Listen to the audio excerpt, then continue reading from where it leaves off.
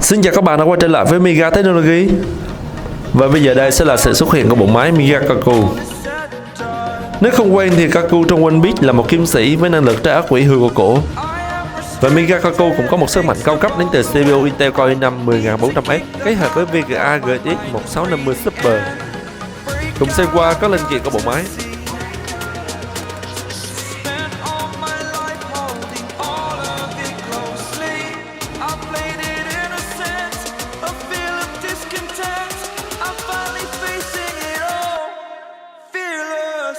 Để có được một bộ máy mạnh mẽ như sức mạnh của Kaku thì yêu cầu một quy trình lắp và cài đặt một cách chậm.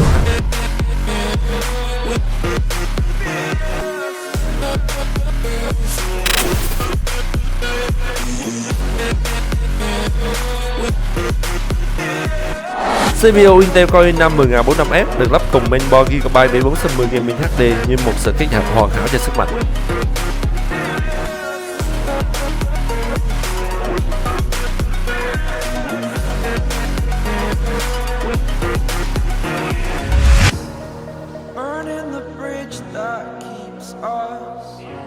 I'm here and I'm feeling exaggerated, that's what you assume. The story's over now, I must conclude. I am conflicted, watching where I step still, hanging in the balance, not the life I want to live. I want to take it all, standing tall, fear I weighed the person you are.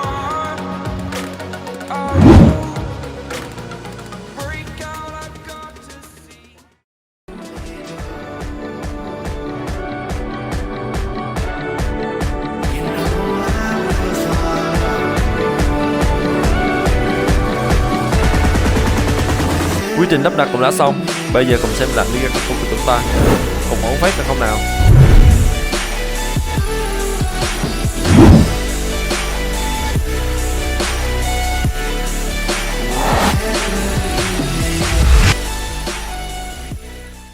Để cảm nhận sự mượt mà và sức mạnh của bộ máy thì phải trải nghiệm một vài tựa game quen thuộc. Đầu tiên, League of Legends. Khi Miga Kaku đã quá mượt thì không có gì có thể ngăn cản bạn hủy diệt đối thủ. Với cấu hình Max Steel thì FPS vẫn luôn giữ ở mức 150 đến 175. Nice.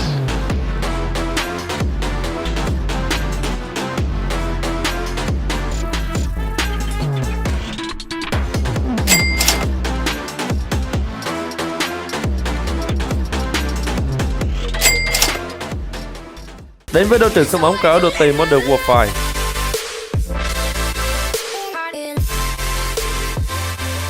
Với cấu hình Max Steel thì FPS luôn trên 75 và bạn luôn chọn những pha giao tranh một sống một còn thì những pha đấu súng như đâu ủng hộ bạn.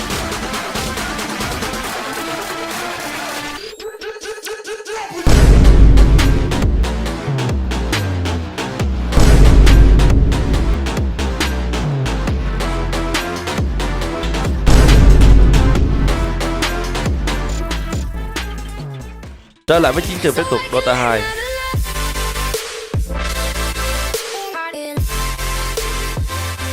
Mặc dù cấu hình Max Steel nhưng khi giao tranh khốc liệt, FPS vẫn luôn ổn định ở mức 102 đến 189. Còn người gì mà không cày nát đội hình đối thủ?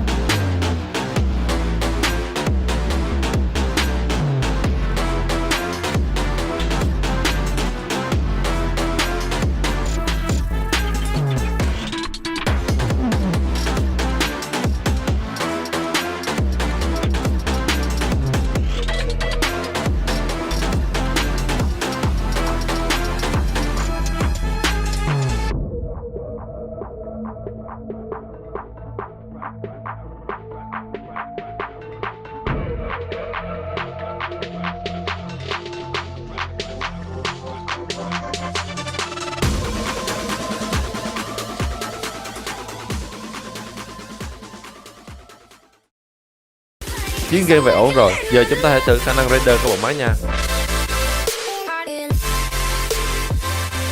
Mở Cinebench, khả năng render của bộ máy so với các dòng CPU render không hề kém cạnh.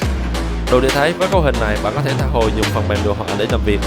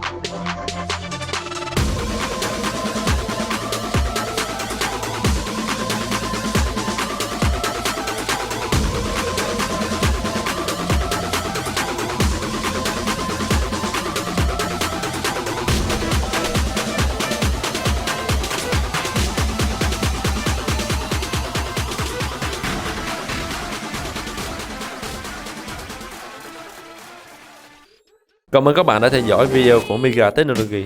Hẹn gặp lại các bạn ở những video sau.